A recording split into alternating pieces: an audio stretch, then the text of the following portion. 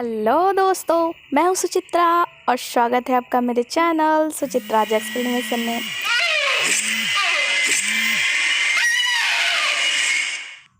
तो कैसा लगा आपको मेरा स्वागत? तो जी हाँ, फ़िलहाल मैं बहुत सारे हॉरर गेम खेल रही हूँ और मुझे बहुत ज़्यादा मज़ा भी आ रहा है। मैं 4 दिन तक पूरा सिर्फ हॉरर गेम ही खेला है मैंने। बहुत ज़्यादा मज़ा आया। अगर आपको भी हॉरर गेम खेलना पसंद है ना, तो मुझे कमेंट ज़रूर करना और बताना। अगर कोई गेम खेलना हो तो मैं ज़रूर खेल कर बताऊँगी कि आखिर में हम उनका जो भी लेवल्स होते हैं वो कैसे कंप्लीट करें। मुझे बहुत ज़्यादा मज़ा आता है।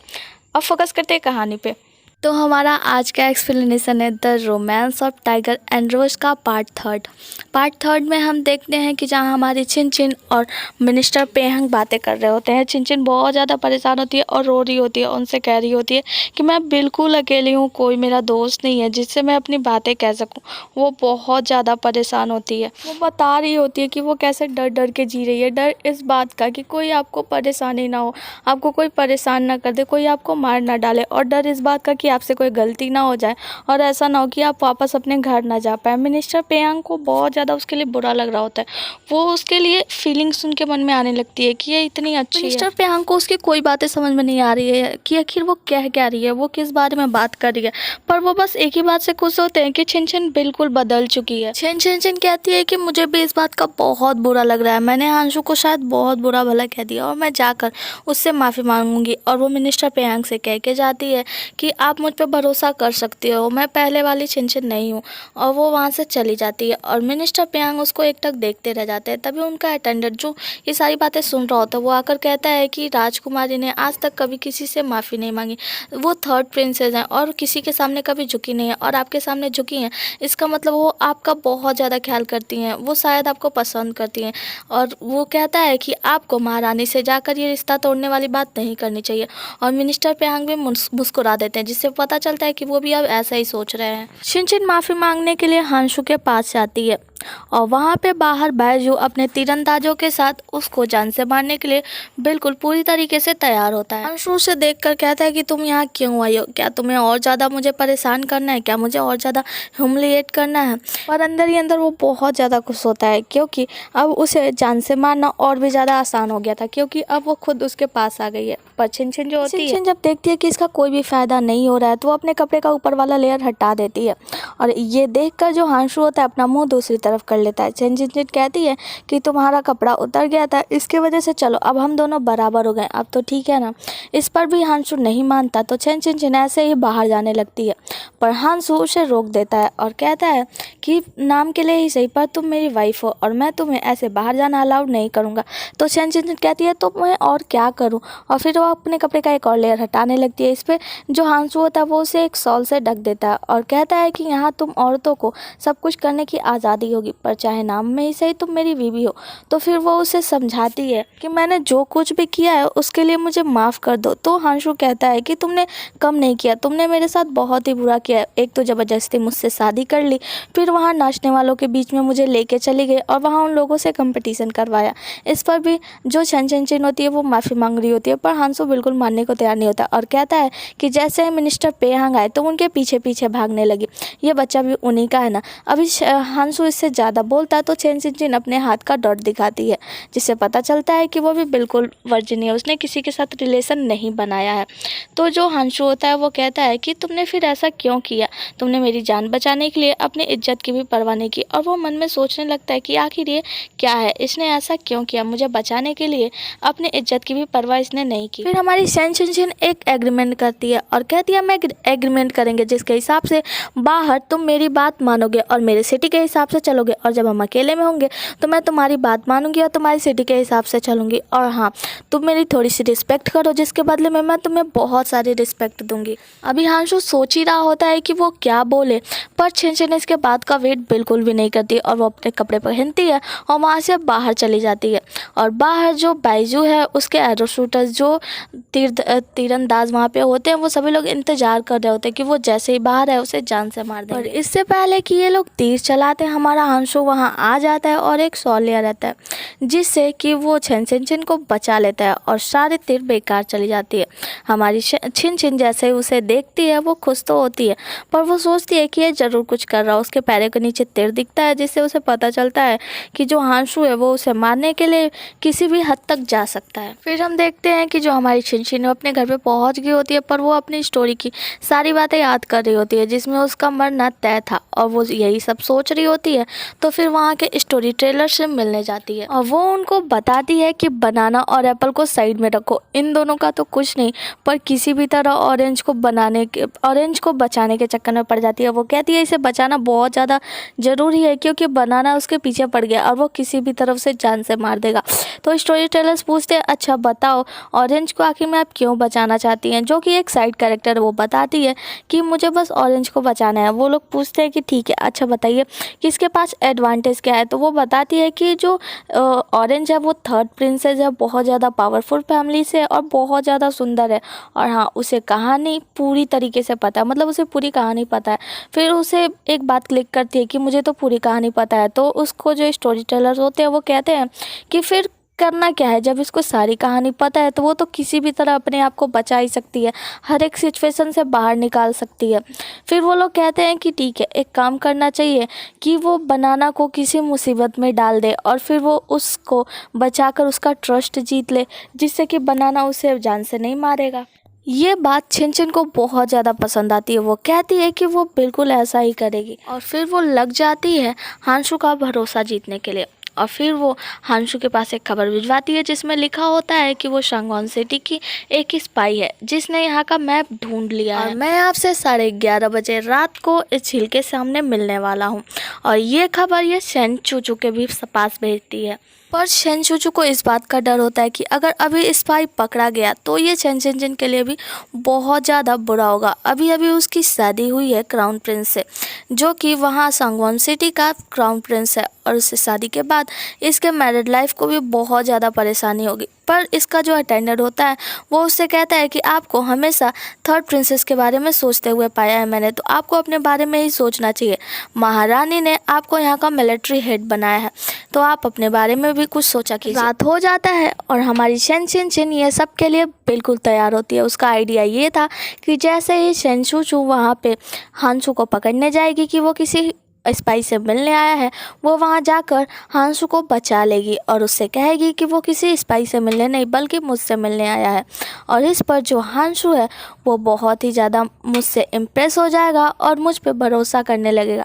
और उसकी समझे तो उसका प्लान बिल्कुल फ्लॉप होने वाला नहीं है, पर उसका प्लान फ्लॉप हो जाता है। और हम देखते हैं कि शेन चूचू जैसे ही कमरे में जाती है वो पूरा चारों तरफ चेक कर रही होती है, तभी वहाँ पे छिन आती है। पर वो ये देखकर हैरान होती है कि वहाँ पे हांशु होता ही नहीं है। इस पर छिन पूछती है कि आखिर में तुम यहाँ क्या कर रही हो, और वो सोचती है कि कहीं यही तो शांगवांग सिटी की कोई जासूस नहीं है। वो कहती है कि मैं बस यहाँ पर इसलिए आई थी कि मुझे पता चला है कि यहाँ पे कोई जासूस है जो कि शांगवांग सिटी से किसी से मिलने आया है। फिर तभी उसे याद आता है कि उसके पास तो कोई मिलिट्री भी नहीं है, उसके साथ कोई सैनिक भी नहीं है। तो वो कहती है कि नहीं, मैं बस यहाँ चांदनी रात को एंजॉय करने आई थी और घूमते घूमते यहाँ पे आ गई। फिर वो वहाँ से चली जाती है, वो बहुत ज़्यादा परेशान होती है। फिर हम देखते हैं हांशु जो कि बहुत ज़्यादा प्राउड स्माइल कर रहा होता है और वो समझ गया होता है कि ये ज़रूर किसी की चाल है और वो बस यही देखने आया होता है कि ये चाल किसकी है। शिनशिन बहुत ज़्यादा गुस्से में होती है और वो तुरंत हांशु के मेंशन में जाती है और कहती है कि जब तुम्हें वहाँ जाने का लेटर मिला था तो तुम वहाँ गए क्यों नहीं, और तुमने ऐसा क्यों किया। तुम नहीं गए होते, नहीं जाना था तो पूरी तरीके से इग्नोर करते, तुम वहाँ गए और फिर वहाँ नहीं गए, ऐसा क्यों किया तुमने मुझे ही ट्रिक कर दिया। इस पे हांशु क्वेश्चन करता है कि तुम्हें पता है मैं वहाँ फंसने वाला था, तुमने देखा ना क्या हुआ, और क्या ये सब तुमने किया। तो हाँ, जो शिनशिन होती है वो और ज़्यादा तेज़ से बोलती है, कहती है कि तुम्हें क्या लगता है कि मैं तुम्हें नुकसान पहुँचाऊँगी। और वो उसे मतलब किसी भी तरह अपने बातों में फंसा लेती है। कहती है कि मैं बहुत चिंतित थी कि कहीं तुम्हें कुछ हो ना जाए, और इसीलिए मैं वहाँ तुम्हें बचाने के लिए गई थी, तुम्हें सेव करने के लिए गई थी। हांशु कहता है पर तुम ये सब मुझे बचाने के लिए क्यों कर रही हो, मेरे लिए इतने एफर्ट्स क्यों कर रही हो। तो वो कहती है मैं तुम्हें बस खुश देखना चाहती हूँ, और इतना सुनना था कि हांशु आगे कुछ बोल ही नहीं पाता। जो शिचिर होती है उसके कंधे पे हाथ रखती है और पूरे भरोसे के साथ उससे कहती है मुझ पर भरोसा रखो, मैं तुम्हारे साथ हूँ, मुझे जो कुछ भी करना बनेगा मैं तुम्हारे लिए वो सब करूँगी, और अगर मुझे कुछ हो गया तो इसमें लॉस तुम्हारा ही होगा। और फिर वहाँ से चली जाती है। और ये फर्स्ट टाइम था जब हांशु को उसकी बातें लग रही होती है, और उसको जाता देखकर हमारा हांशु भी स्माइल कर रहा होता है। पर बाइजू को इस बात पे बिल्कुल भरोसा नहीं होता। वो कहता है कि ऐसा हो ही नहीं सकता, क्या हम उस पर भरोसा कर सकते हैं। उसे ये बातें बहुत ज़्यादा अजीब लग रही होती है क्योंकि वो उस पर भरोसा नहीं करता है। पर जो हमारा हांशु होता है वो अब उस पर भरोसा करने लग रहा होता है। वो कहता है कि इतनी डम लड़की, इतनी पागल सी लड़की हमारे लिए जाल नहीं बिछा सकती, और जो हमारे स्पाई यहाँ पे हम लोग को चिट्ठी पहुँचाने के लिए, यानी हम लोग को मैसेंजर देने के लिए जिस चीज़ का इस्तेमाल करते हैं, वो इतनी आसानी से चिन कैसे ढूंढ सकती है। क्योंकि हमारी शिनशिन ने ये कहानी लिखी थी तो उसे तो सारा कुछ पता ही होगा कि कैसे ये लोग एक दूसरे को मैसेज करते हैं, एक दूसरे को अपनी चिट्ठी पहुंचाते हैं। फिर सारी बातें करने के बाद जो हमारा हांशु होता है उसके मन में बस एक ही बात आता है कि फाइनली ये जो लड़की है वो मुझ पर मर मिटी है, यानी कि वो मुझसे प्यार करने लगी है। पर बाजी इस बात पे बिल्कुल तैयार नहीं होता है। फिर इन दोनों का सवाल जवाब शुरू होता है, जहाँ हमारा बाजू एक से एक सवाल करने लगता है कि अगर वो आपसे प्यार करती हैं तो उन्होंने आपको परेशान क्यों किया, और वो सारे सवालों का जवाब देता है कि वो मुझसे प्यार करती है क्योंकि वो घोड़े से गिर रही थी तो मैंने उसे बचाया था। तो फिर बाजू कहता है कि अच्छा ठीक है, उस समय उसने आपको बचा लिया था तो उसे आपसे प्यार हो गया, लेकिन जब वो आपसे प्यार करती थी तो फर्स्ट नाइट को ही उसने आपको ये इल्ज़ाम क्यों लगाया कि आपने उसे जहर दे दिया। तो वो कहता है कि उसके लिए तो उसने मुझे बचाया भी तो था, मुझे बचाने के लिए तो उसने अपने प्रेगनेंसी तक का झूठ बोल दिया।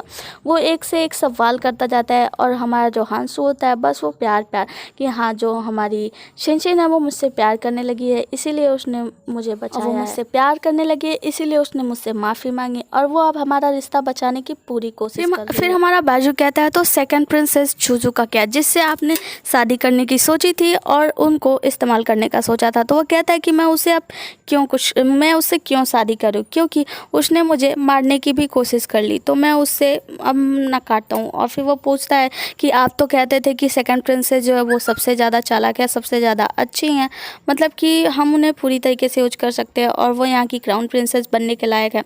तो इस पर अंशु कहता है कि मैं गलत था, क्योंकि अब शिनशिन ही क्राउन प्रिंसेस बनने के लायक है। वो अगर मेरी बात माने तो वो क्राउन प्रिंसेस बन जाएगी, और वो बहुत ज़्यादा काइंड हार्टेड है, बहुत ज़्यादा अच्छी है।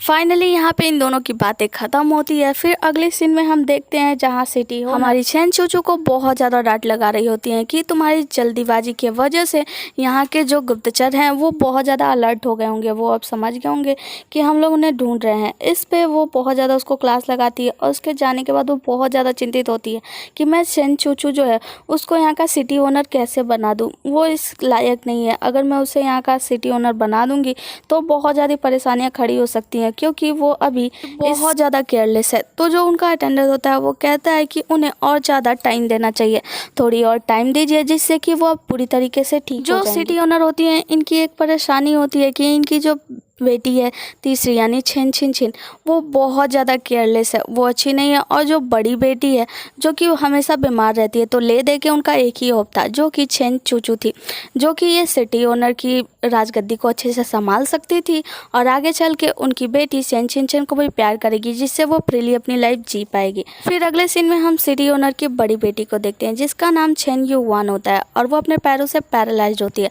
और वो इतनी पागल लड़की होती है कि एक बाल टूटने पर भी बहुत ज़्यादा परेशान होती है। हल्का सा स्किन ड्राई भी हो जाता है तो वो बहुत ज़्यादा टेंशन में आ जाती है, और वो इतना ज़्यादा टेंशन करने लगती है कि वो आज तक सिर्फ घर में बैठकर मेडिकल की बुक्स पढ़ती है, और वो बहुत सारे मेडिकल बुक्स पढ़ के बहुत सारे नॉलेज गेन कर चुकी होती है। फिर हम देखते हैं कि ये अपने लिए एक लीव लेटर लिख रही होती है ताकि वो छिन को इग्नोर कर सके। पर उसका जो अटेंडर होता है वो कहता है कि आपको जानना चाहिए, आपको लोगों से मिलना चाहिए ताकि आपके साथ हमेशा अच्छा हो, आप हमेशा खुश रहें, आपके साथ कुछ भी बुरा नहीं हो। और इस पर भी ये मुंह बना के कहती है और कितना बुरा होगा मेरे साथ, एक माँ है जो मेरे बारे में भूल चुकी है और छोटी बहन जो मुझे बहन मानती ही नहीं है। उसका अटेंडेंट समझाता है क्या पता आपकी छोटी बहन सुधर चुकी हो क्योंकि अब उसकी शादी हो गई है। क्योंकि जब लाइफ में कोई लाइफ पार्टनर आ जाता है तो लोग बदल जाते हैं। आप भी बदल जाएंगी जब आपकी शादी हो जाएगी। तो इस पर बात को काटते हुए चेन युआन कहती है कि ऐसा कभी नहीं होगा। फिर हमें दिखाया जाता है जहाँ क्लासेस शुरू हो गई होती हैं और यहाँ का जो टीचर होता है वो जो एजुकेशन मिनिस्टर पेहांग होता है। छिन छिन बहुत ज़्यादा परेशान थी कि सपने में भी उसे पढ़ना पड़ रहा है, पर सबसे ज़्यादा खुशी की बात ये थी कि अब हांशु उसे मारने के बारे में नहीं सोचेगा और वो बहुत ज़्यादा खुश होती है। वो सोच लेती कि अब तो ये मुझे मारने के बारे में सोचेगा नहीं, तो अब वो आसानी से सेनचूचू और जो हांसू हैं इन दोनों को प्यार के जाल में फंसा सकती है। और फिर वो देखती है सेनचूचू और उसके सीट के बीच में वही बैठी होती है, तो वो अपनी सीट पे हांसू को बुलाकर बैठा देती है जो सेनचूचू के बिल्कुल पास में होता है और खुद जाकर आगे वाली सीट में बैठ जाती है। इससे लिंची को बहुत ज़्यादा परेशानी होती है कि ये जरूर मिनिस्टर पेहांग के लिए आगे वाली सीट पर बैठने गई है। और जैसे ही ये बात हांसू के कानों में जाती है वो छिन छिन के पास आता है और उसे उठाकर उसी की सीट पे बैठा देता है और उसे कहता है कि ध्यान से सोच समझ के जो भी करना वो करना है क्योंकि अब तुम्हारी शादी हो चुकी है। फिर वो वहाँ सभी लोग बैठते हैं, तभी वहाँ पर मिनिस्टर पेहांग यानी इन लोगों के टीचर आते हैं और वो बताते हैं जल्दी होने वाली क्राउन प्रिंसेस इलेक्शन टेस्ट का, जिसमें यहाँ की सभी रजवाड़े यानी बड़े बड़े खानदानों की लड़कियाँ भाग लेने वाली होती हैं, जिसमें कि कुल 2 लेवल्स होते हैं, एक की लिटरेसी टेस्ट और दूसरा पॉलिटिकल टेस्ट। और वो लड़कियां जिनकी माँ अच्छे पोजीशन पे हैं उन्हें उनके परफॉर्मेंस के हिसाब से अच्छी अच्छी पोस्ट दी जाएगी। लिटरेसी नॉलेज को अच्छा करने के लिए जो पेहांग होते हैं वो इनको एक गेम खिलाते हैं और वो कहते हैं कि उन्हें 3 वर्ड दिया जाएगा जिनमें से एक वर्ड पे उन्हें पोयम बनाना होगा और पोयम बना के सुनाना होगा। फिर हमारी जो लिंची होती है वो पोयम बना नहीं पाती, मतलब कि वो तीनों वर्ड्स में किसी भी वर्ड पे पोयम नहीं बना पाती है। इस पर छिन छिन उसका मजाक उड़ाते हुए हंसने लगती है। तो लिंची जो होती है वो कहती है कि ठीक है, तुम किसी भी वर्ड्स पे एक पोयम बना दो जिससे कि मैं हार मान जाऊंगी और आज मैं बाथरूम यानी लैट्रिन साफ़ करूंगी। इस पे जो छिन होती है वो सोच में पड़ जाती है कि उसे अपने कैरेक्टर से हटना भी नहीं है और एक पोयम भी सुनाना है। लेकिन जो यहाँ पे छिन का जो कैरेक्टर है वो कभी भी पोयम जैसा कोई भी चीज़ ऐसा नहीं की होती है। वो सिर्फ और सिर्फ कुंफू में बहुत ज़्यादा अच्छी होती है। वो कुछ अच्छा पोयम तो नहीं कर पाती पर एक छोटा सा मीनिंगफुल पोयम सुना देती है जो कि बहुत अच्छा नहीं होता है पर उसके कैरेक्टर के हिसाब से तो ठीक ठाक होता है, जिसको पेहांग मान जाता है और वो कहता है कि इसका पोयम ठीक है, उसका पोयम एक्सेप्ट कर लिया जाता है। और फिर हमारे हांसू को देखते हैं कि वो किसी भी तरीके से छिन को और पेहांग को दूर करने की कोशिश कर। अगले सीन में हम लिंची को देखते हैं जो बहुत ज़्यादा गुस्से में होती है क्योंकि उसने बाथरूम साफ़ किया होता है और वो अपना सारा गुस्सा सुमो पर निकाल देती है और उसे कोड़े मारने लगती है। और कोड़े मारने के बाद उसे ऑर्डर भी देती है कि छिन का दिया हुआ सारा सामान उसे लौटा दे। ऑर्डर के मुताबिक वो छेन के मेंशन जाता है उसे उसका सारा सामान लौटाने। छेन उसे देखती है जबकि सुमो के जब हाथों पे कोड़े का निशान देखती है तो वो बहुत ज़्यादा गुस्से में होती है और वो उससे डांस एकेडमी के लिए निकल जाती है। और हमारा आज का एपिसोड यहीं पे ख़त्म हो जाता है। मिलते हैं अगले एपिसोड में, तब तक के लिए बाय बाय, गुड नाइट।